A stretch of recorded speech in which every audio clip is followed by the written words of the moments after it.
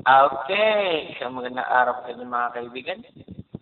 Ako po Liz Day, Nakakwentuhan TV. Follow me on Facebook, Victor_24 at yahoo.com. Post lang po kayo ng one word, one sentence, or quotation. O kahit ano man. Pwede rin pagkwentuhan, pag-usapan. Malay nyo, nakatulong ako sa inyo, di ba? Siguro, kahit kung may gusto kayong problema, gusto niyo pag-usapan, gusto niyo ng payo, post na lang po sa Facebook ko. Okay? Kwentuhan natin yan. Ayun niyo, makatulong ako.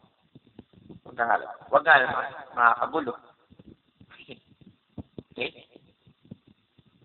Okay. Ang unang topic po natin ngayon, sa araw na to, bakit po kaya may mga taong tulad?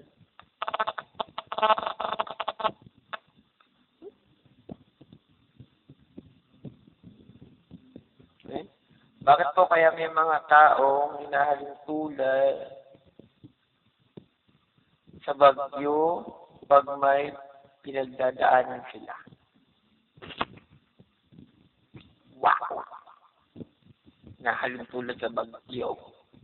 Sa bagay, sabi nga nila, sabi nung iba, siguro di naman din sa isipan natin lahat na pag sinabi ng tao na may unos, sabihin may bagyo.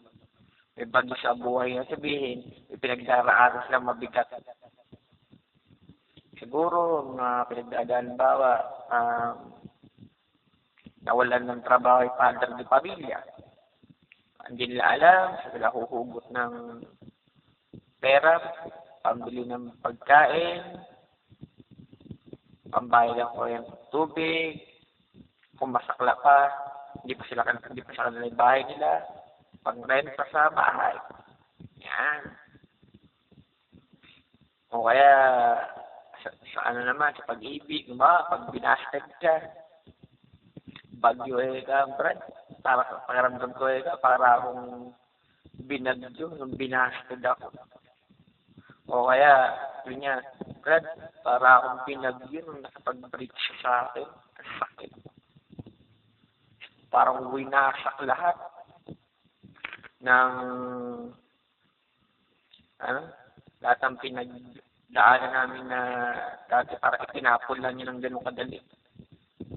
Binabagyo ka. Maganda example ng trabaho.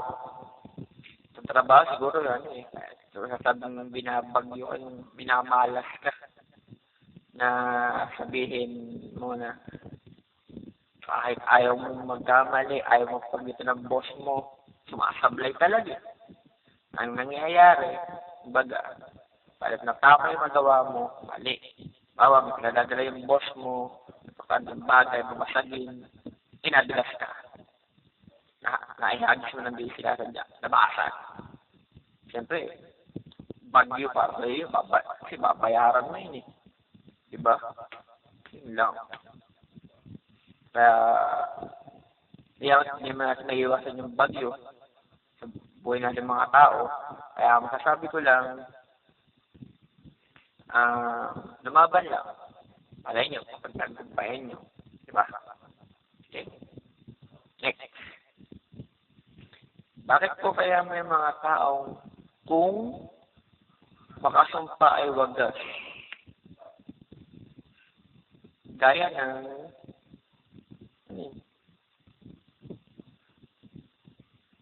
mapatay niyo man ako ngayon, tandaan niyo, babangon ako sa hukay at babalikan ko kayo. Wow! Kwentuhan na nagpadala nito. May pinaghuhugutan. Siguro, mahilig man na ng mga teledrama o kaya yung mga pelikula. Parang medyo nakakatakot,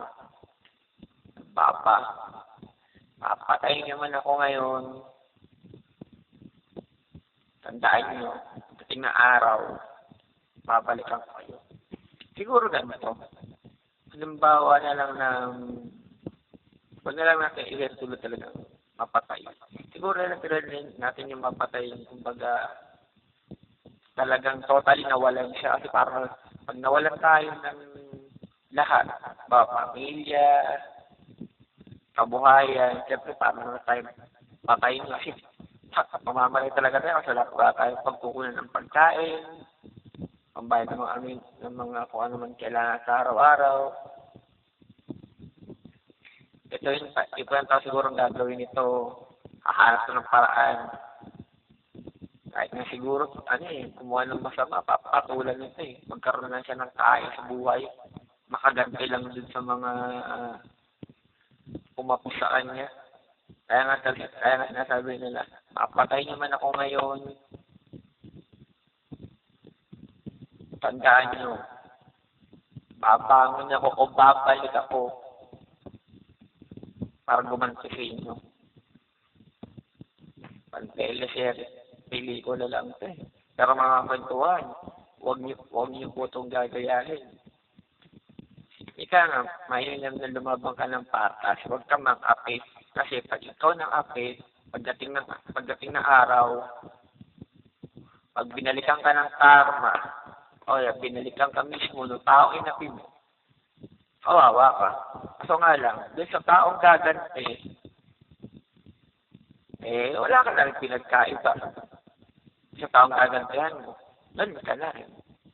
Diba? Kaya medyo sa mga desisyon natin, mga kwentuhan, bago tayo gumawa ng aksyon, kahit ano man yan, mabuti, masama, mag-isipan mo natin.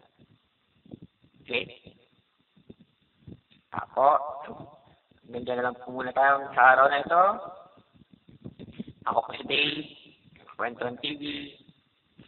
Follow mo na yung Facebook, Victor_24 at yahoo.com. Post na po kayo doon ng one word, one sentence, or quotation. O kahit na ano man na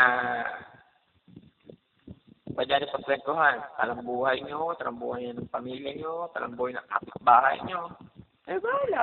O kaya kung may problema kayo, pag-usapan natin. Diba? Malay nyo, makatulong ako. Okay na. Sayang din yun. Okay? Bye!